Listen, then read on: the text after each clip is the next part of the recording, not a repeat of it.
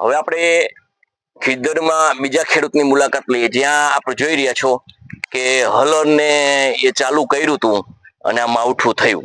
હવે આપણે જોઈએ છે કે આની હાલત કેવી છે. આમાં બિલકુલ ઓલું થાય એવું નથી. આમાં આ બધું વાયર જેવું થઈ ગયું છે, અંદર ધુમાડા નીકળે છે.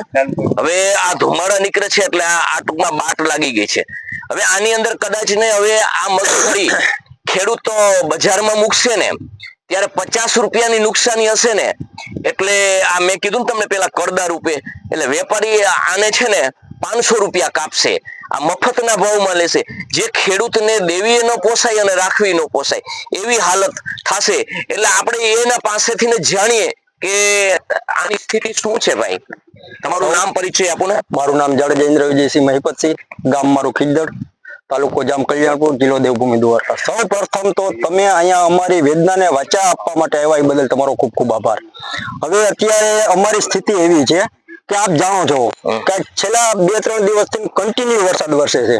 આમાં અમે એક વીઘા દીઠ 8-10 હજાર રૂપિયાનો ખર્ચ કરી નાખ્યો છે. અત્યારે બિલકુલ માલને ચારવા માટે ચરો છે નહીં. બીજા નંબરમાં જે અમારી મગફળી છે એ બધી સંપૂર્ણ ફેલ થઈ ગઈ છે. આની માથે અમે અમારા પ્રસંગો નિર્ધારિત બેઠા છીએ કે અમારે દીકરીને કરિયાવર કરવાના છે, દીકરાને પરણાવવાના છે, બરાબર. હવે અમારી પાસે કોઈ જાતનું છે નહીં કાંઈ વસ્તુ. દવાઓના આટલા ખર્ચા, અત્યારે તમે અમારી સ્થિતિ જો કે 2200 રૂપિયા દેતા અમને ખાતર મળતું નથી. વ્યવહારમાં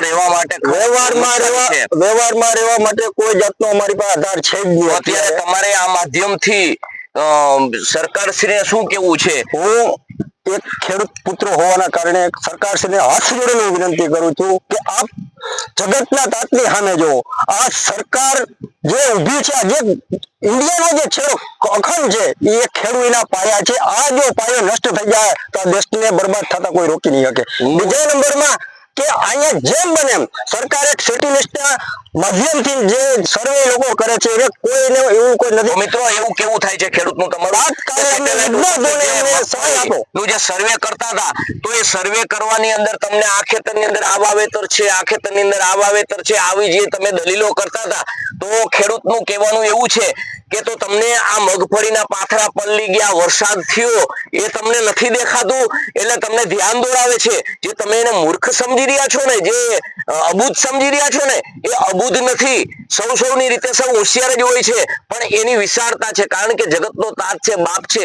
એનું જે અમૂલ્ય વસ્તુ છે એનું મૂલ્ય એ કરાવવા માંગતા નથી, કારણ કે તો એને બાપનું બિરુદ ન મળે. બાપનું બિરુદ જ એ રીતે મળ્યું છે કે જે એની પાસે વસ્તુ છે ને એના વગર તમારું જીવન નથી ચાલતું, પણ તમારા પાસે જે વસ્તુ છે ને એના વગર એનું જીવન ચાલશે. એટલે આજે વ્યથા વેદના અને વલોપાત જે ખેડૂતોનો છે એ ખરેખર સમજજો. અને આવનાર સમયની અંદર હું તો એમ કહું, તમારે ક્યાં કાયમ કરવું છે, એક વખત આનું સંપૂર્ણ જે ધિરાણ જે બેંકોમાંથી લીધું છે એ બાપુ શું કેવું થાય છે તમારે? અમે તો અત્યારે એને એક જ અમારી રજૂઆત છે કે સહાય એક બીજા નંબરની વસ્તુ છે. એને ક્યાંય સેટેલાઇટના માધ્યમથી સર્વે કરવાનું નથી. જે અમારા પાક વીમા છે, શું કેવું થાય છે તમારું? અમારું કહેવાનું થાય છે ટૂંકમાં કે જે અમારી જણસી છે એનું અમને વળતર પૂરેપૂરું મળવું જોઈએ. એમની અત્યારે જણસી બગડીને ખાક થઈ ગઈ છે. અત્યારે બાપુ એ ટૂંકમાં જે 100 રૂપિયા ભાવ હતો એ 25 રૂપિયા જેવું અત્યારે બજારમાં જે ખેડૂતો કેસો તે લાગ મારીને જ બેઠા છે. કારણ કે ચોતરી કાળી થઈ ગઈ છે ને, ડેમરેજ છે ને, આ છે ને તે છે ને, આવા ફંદા તો થવાના જ છે, બરોબર છે. એટલે જે આમાં નુકસાની 25 ની હશે એ 100 ની તમને બતાવશે. તો તમારે સરકારશ્રીને મારા માધ્યમથી જે મારી સૌરાષ્ટ્રની અસ્મિતા ટીમ જે છે એ તમારી મુલાકાત લીધી છે આજે, અને કહેવા માંગુ છું કે તમારે શું કેવું છે ભૂપેન્દ્રભાઈ પટેલને કે જે તમે બેંકોની અંદર ધિરાણ લીધા છે એના વચન ઉપર તમે કઈ રીતે ઉભા રહી શકશો એમ? તો તમારે જે કેવું હોય એ મારા માધ્યમથી કહો. સરકારશ્રીને કહેવાનું છે કે જે ખેડૂતનું ધિરાણ છે એનું કરજ છે એ બધું માફ કરે, અને ખેડૂતની જણસી યાર્ડમાં વેચાવા જાય એના ઉપર વેપારી ઉપર કંટ્રોલ કરી અને એનો ભાવ અમને મળે. બરોબર. તો કેવું એવું છે ખેડૂતનું કે જે આ જે જણસી જે છે એ તો બગડી ગઈ છે અત્યારે, અને વારંવાર સરકારશ્રીને મા બાપ સમજી અને કહે છે કે ભાઈ એક વખત જે આ દેવું છે, એક વખત તમે બધું જે અમે ધિરાણ લીધું છે, અમને વચન વ્યવહાર અને અમને જો ટકાવી રાખવા હોય તો બાપુ આ માફ થવું જોઈએ એવું તમારું કેવું છે. તો આ પ્રશ્નો ખાલી માધ્યમમાં આ છે ખેડૂત, બાકી હર કોઈ ખેડૂતની આ જ સમસ્યા છે.